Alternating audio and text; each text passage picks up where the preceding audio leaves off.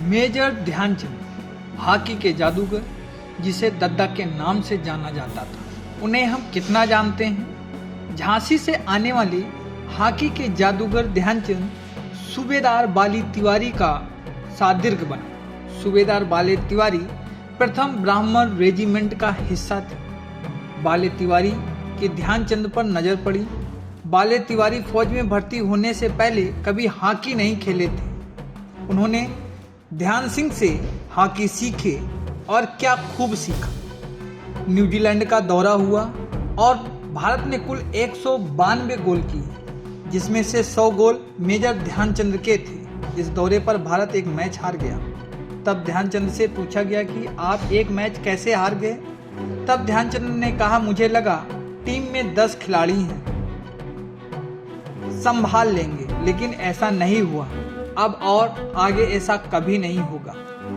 इसका अंदाजा बाले तिवारी को कभी नहीं हुआ। उन्होंने कहा कि जो खिलाड़ी चांद की रोशनी में गेंद से अभ्यास कर रहा है, उसका नाम ध्यान सिंह नहीं बल्कि कुछ और होना चाहिए।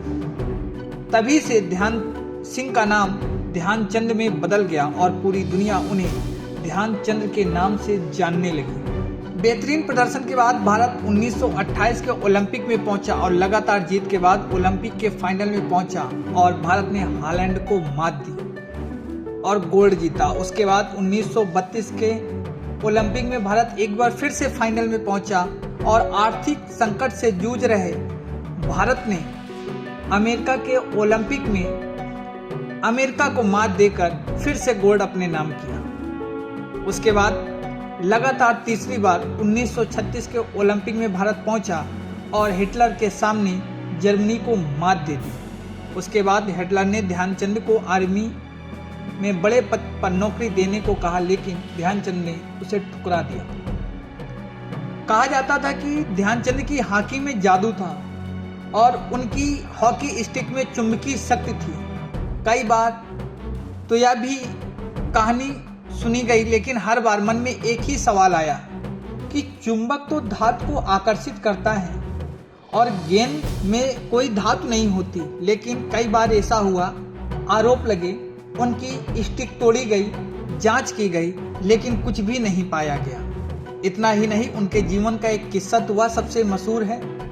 जब हॉकी खेल के दौरान एक अंग्रेजी मैडम ने कहा कि आप हॉकी छोड़िए और मेरी छतरी लीजिए और इससे खेलिए। फिर क्या, हॉकी के जादूगर ने अपना खेल दिखाया और छतरी से गोल कर दिया। तब से देश ही नहीं पूरी दुनिया हॉकी के जादूगर मेजर ध्यानचंद की मुरीद हो गई।